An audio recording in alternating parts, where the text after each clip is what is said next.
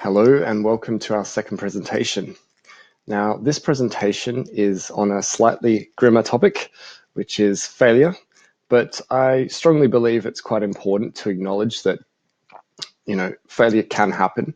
It doesn't need to happen though, and if we study it and we acknowledge these points, and there's a couple of extra ones that haven't been listed here, our chances of success will dramatically rise because we've avoided failure for long enough and we've given ourselves enough time and space and we've got enough money behind us to actually have a good chance of success. And so what I've noticed just from talking to hundreds and hundreds and hundreds of founders is that there's certain key mistakes that come up over and over again, and they sort of correspond quite well to this list. So when I look at it, and you guys may have already seen this list, it's strewn throughout the internet. It's probably in thousands of different locations. So this one's in entrepreneur.com. But this is the top 20 reasons. But you see the top 10 and you see the top 5 in news articles and all that sort of thing. I think it's in Forbes, and it's probably, as I said, in about 1,000 different places. But it's really important to pay a lot of attention to the order and almost like how severe each of these situations is that you can find yourself in. And so, what we're finding is there's a pattern of mistakes. And so founders, when they start out, when they're starting a tech startup, they think about product to start off with. Who's going to develop it? And if they've got a bit more knowledge about how software procurement works, maybe they're thinking, well, I might need to talk to a designer as well before I talk to developers. And then if they know a little bit more on top of that, they might think about, well, actually, maybe I need to have an independent CTO type figure or a software architect to actually, create the technical specifications and all that sort of stuff. And that's quite important, but actually, it's not as important as some of these other things. That's the first point. But secondly, once the quotes come back, particularly first-time founders, what they'll try to do is they'll try to outsource the development, and that's actually a fair approach if it's done correctly. That can be quite tricky as well if you don't have guidance in place. But when the quote comes back, then they get concerned about this one, which is running out of cash, or they might be concerned about financing options, that sort of thing. Often that's the case, right? Or they might try to get someone on an equity basis, and that's definitely what I've done in the past. Try to find someone who can help you actually get it developed, whether you take them on as a CTO or whether you find a full stack developer that can get behind you and can do it on a sweat equity basis. That can be challenging though in terms of actual productivity, because these sort of developers are usually quite busy, the good ones, and they might actually have a full-time job. So that means they're only spending a couple of hours a night and some of the weekend doing a bit of code. And if that velocity maintains, then it could be multiple years before you actually have even a working MVP.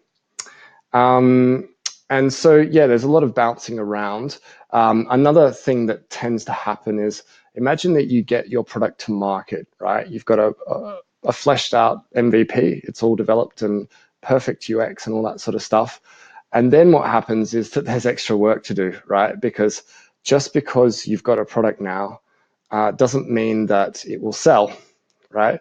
And often people miss doing this research.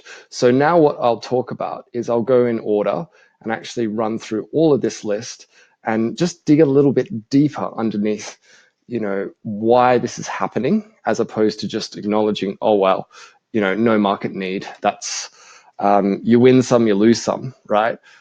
It doesn't need to be that way, So one of the things I would say, and I do say in my presentations, is that it's most people are thinking about product and they're thinking on the solution side, like, wouldn't it be wonderful to have an app that you can order horses on the weekends or something like that, something quite random.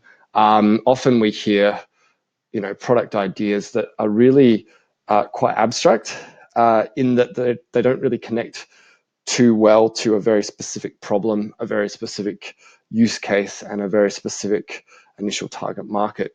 Now, this one is actually the most difficult of all of these to get right. The no market need.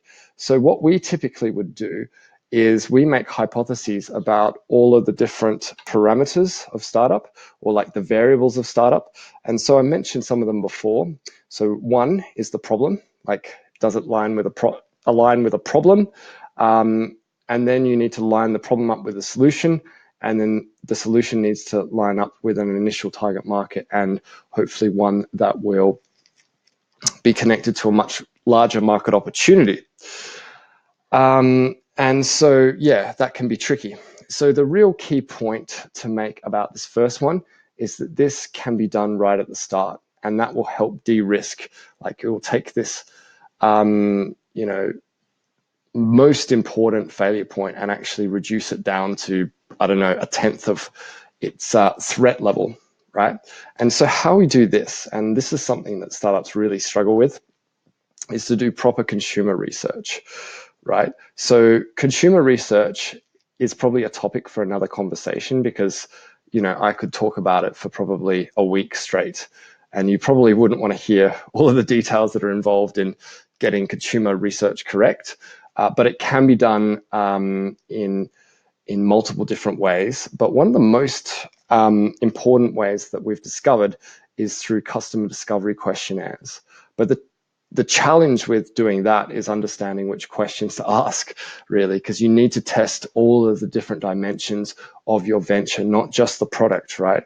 And so one of the typical issues that founders are falling into is that they think about their venture, their software product venture, as a software product, right? Which corresponds to this failure point here. But actually, look, there's all these other different factors involved that relate more to the venture as opposed to the product itself, right? So it's not just good enough to get a good product. You need to also cover off on a lot of other points.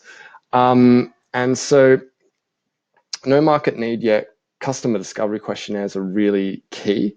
There's also, initial discussions that you can have with the initial target market. So pick the phone up and do some contextual inquiry. Even if you're a domain expert, that's definitely recommended. And then there's product concept testing.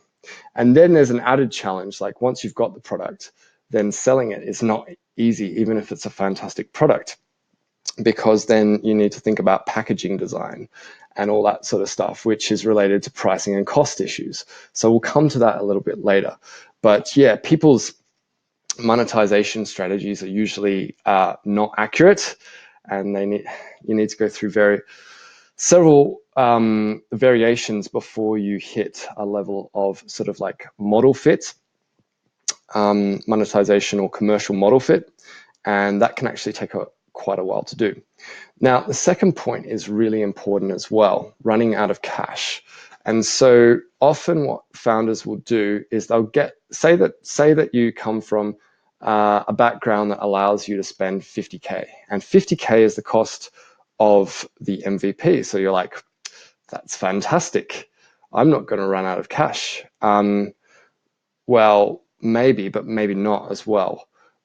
Actually, probably you are in this case. And the reason why is not just to do with, okay, the software development company got the scope wrong and has to charge you an extra 20 or 30K. It's more to do with the fact that you need money to spend on other things other than just the product itself. You need to create the whole product. So if you read the book Crossing the Chasm, which is definitely recommended, it's a bit of a masterpiece on go-to-market strategy. What Jeffrey Moore is saying is that, only the really early adopter market will snap up the MVP, the really basic version of the product. And, the actual mainstream market will need a lot of extra marketing and sales infrastructure. And also along the way, you will probably need to get a certain amount of advice given, whether that be, marketing advice, sales consultancy. Might need to get some advice on go-to-market strategy. That's difficult to get right if you haven't done it before. You're not just born with that innate knowledge. Also, there's legal and IP protection and all those sort of things. They're a little less important in some ways in the early days. Strategy is really key. And often founders will have this belief that they understand what strategy to deploy into the market, but you only really understand the strategy once you've put it to the test. And the more you've done this, the more experience you get, the more understanding of what you need to do, and the more you can operate more productively, more effectively, and at a much higher leverage point.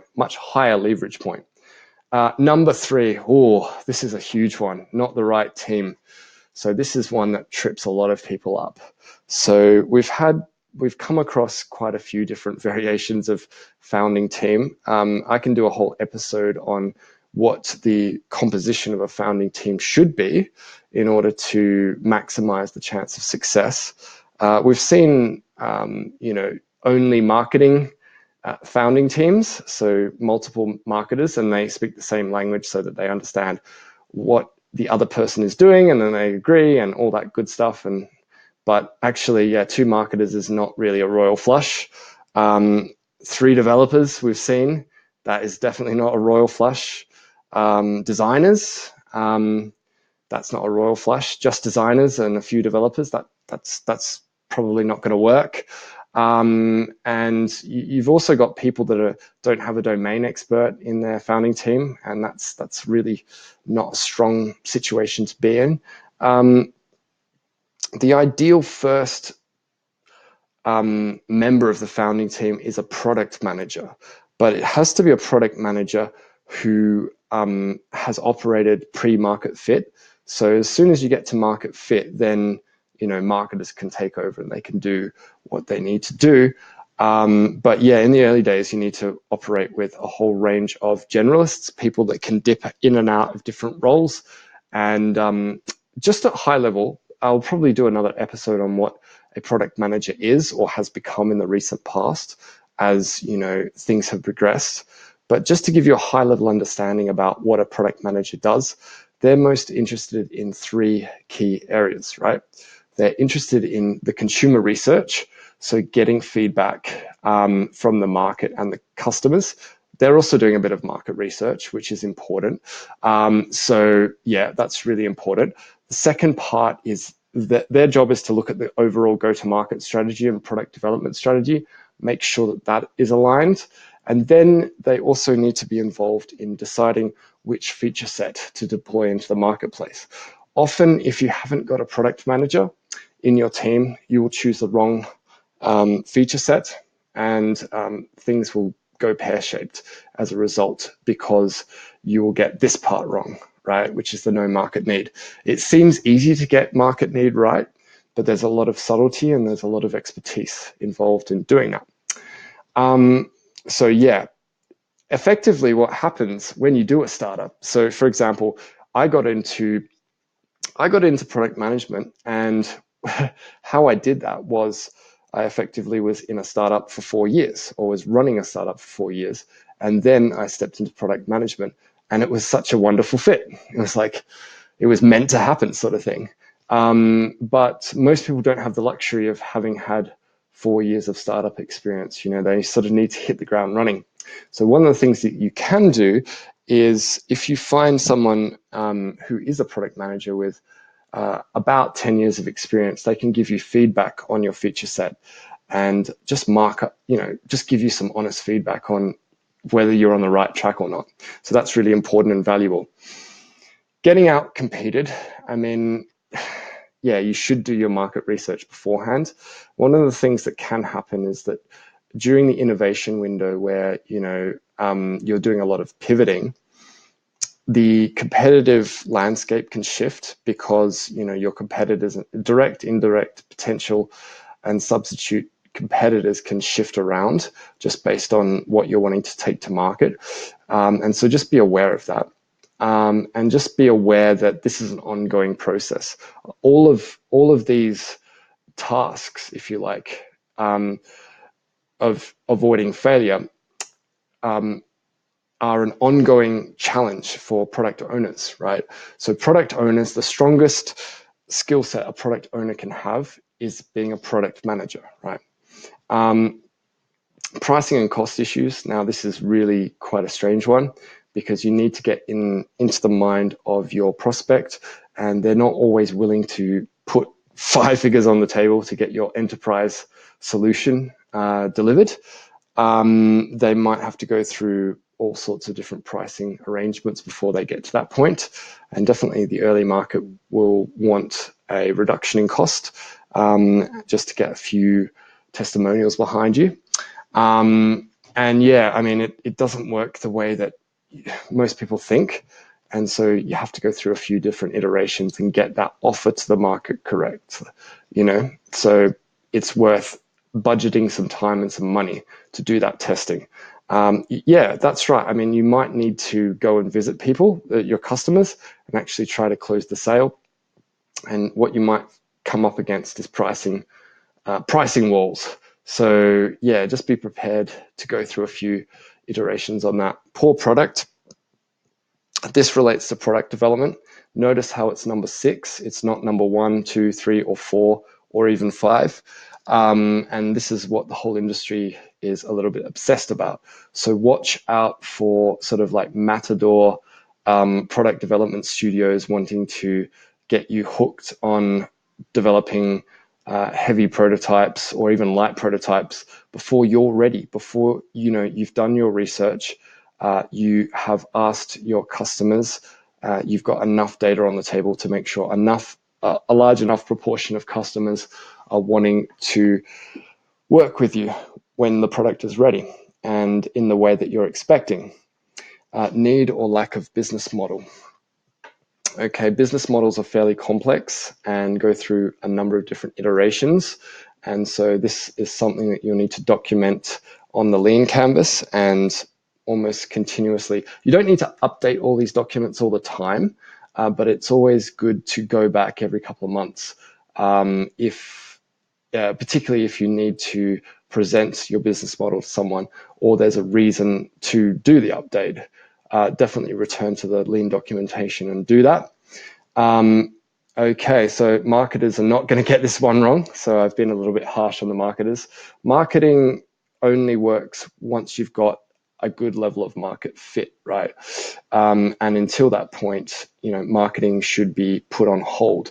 Although you should be sort of testing, you should be testing certain messages a little bit before the product is ready, just to make sure you get the packaging right. You can explain the value proposition and whatnot. Ignore customers. Okay, so one of the things that we do, the very first thing, in fact, is we figure out whether we can actually access our customers. And so certain groups of people like CEOs, like fashion influencers, and a whole variety of other ones that can be difficult to reach via certain channels, just because either they're too busy or the channel is saturated, or and sometimes these customers don't really care about what you're doing, but just because they've got so much on their plate, or maybe you have chosen a problem to go after that is only mildly painful, and so their time is valuable and they just don't even want to talk to you. But often what we're finding is that people are sort of cocooning themselves and not getting in front and having meaningful conversations with customers. And you need to have sort of hundreds of hours of customer conversation before you really, really, really, truly understand what's going on in their mind, right? How they perceive what you're doing. Products being mistimed. Now, this is something that can happen. You've only got a certain amount of time to get into the market before it shifts. I would say that this is the one that got me on my very initial startup. It took me a couple of years because, being bit more of an amateur founder at that stage. That was 5 or 6 years ago. Nothing was coming together in time, and so things, timelines get pushed out, and eventually the market opportunity and the window closes. That is absolutely possible, and has been the undoing of one of the startups that I have run. Now, lose focus. Now, this is a really common one. We have people coming to us and they've got this idea, then that idea, then this idea. So what's important to really understand that in every product vision, like your vision for a product to have created, there'll be many variations of that same product. And you just need to make sure you get the right one, and then you lock down a lot of the product variables. Otherwise, there's too much room to flex and move, and then all of a sudden you will be shifting around too much, right? And you'll be sort of working at cross purposes to the rest of your team and yourself, and that will end up in a failure, right? Disharmony on the team / investors.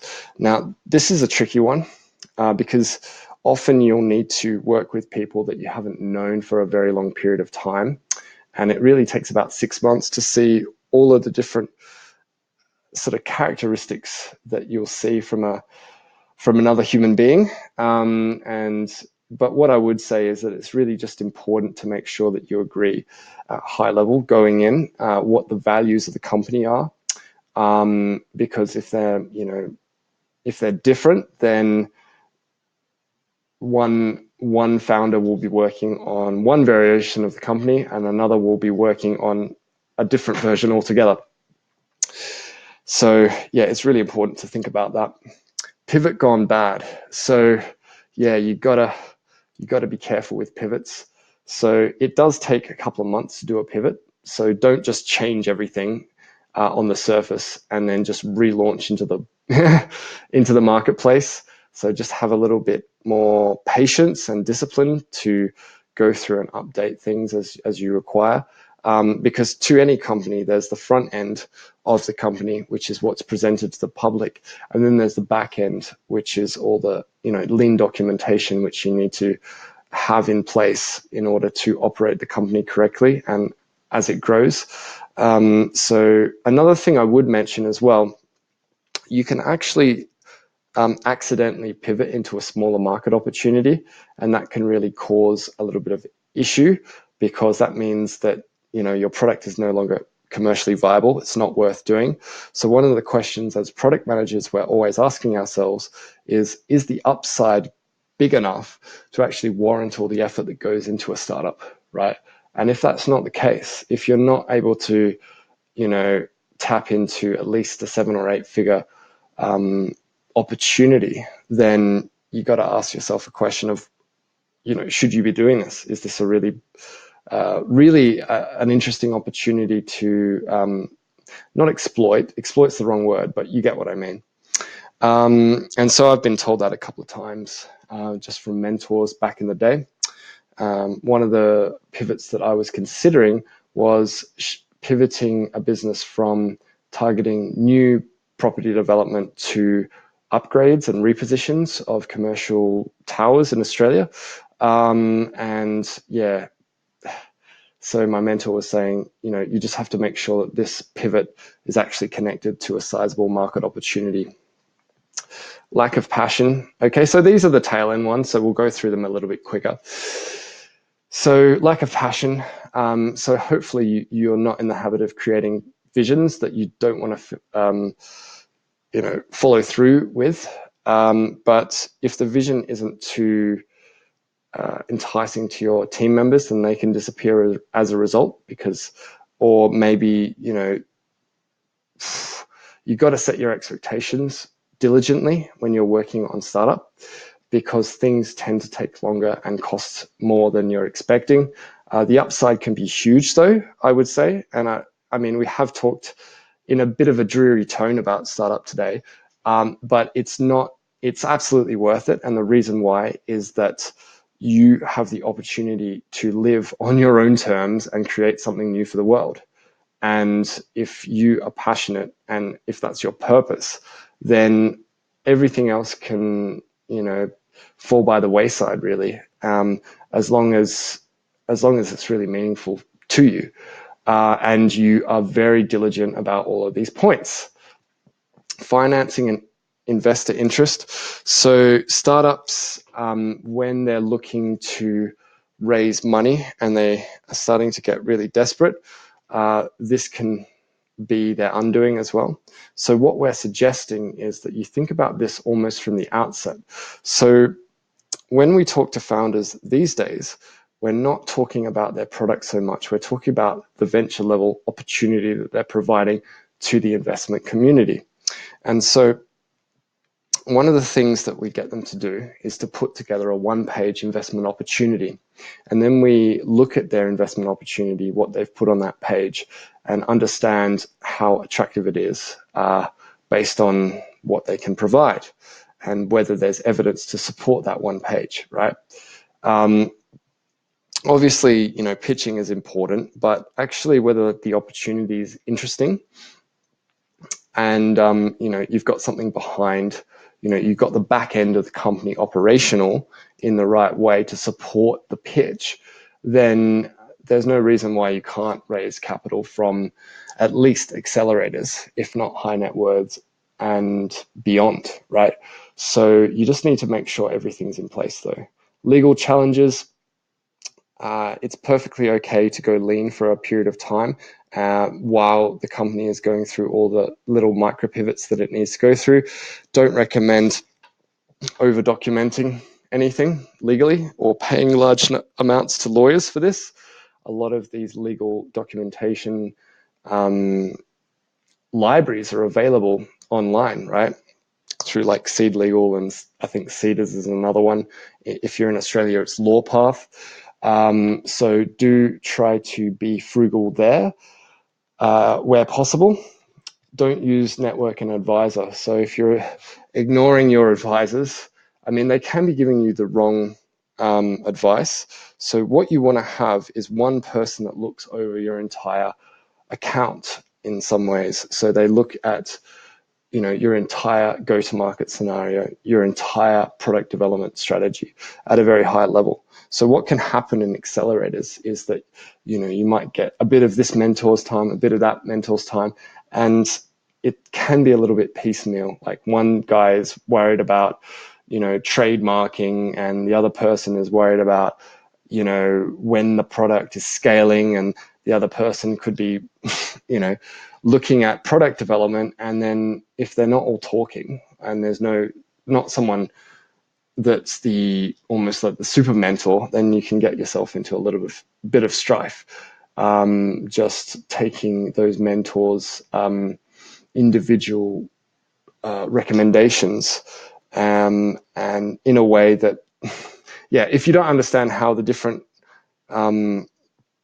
recommendations sort of relate to one another, then there can be a lot of confusion there. And you can implement the wrong things. Burnout, now this is huge as well. This can really happen. So mindfulness is really important. I suggest before you, say that you're setting yourself some really key KPIs. So for example, get to your first sale. Often it's really important to treat your body really well, right? So enough sleep, stay away from alcohol during these critical times. And just make sure you've got enough time to unload your mind so that you have the mind space to be able to create. Because being an entrepreneur, being in product, requires a huge amount of innovation on an ongoing basis. It's almost like the aggregation of all those days that you've spent innovating. Failure to pivot. Okay, yeah. So you need to be extremely sensitive to changing market conditions, and you need to make a lot of adjustments to all of the different variables. So it's almost like finding how to unlock the combination lock, right? But the target is moving. So that's really the challenge there. So you need to be extremely sensitive. And that's why it's important to have at your disposal a lot of different ways of testing different aspects of the business on a continuing basis. So yeah, this is really useful to reflect on. I hope that you have got a lot out of this discussion, and let me know if you've got any questions or queries, and I'll be happy to answer.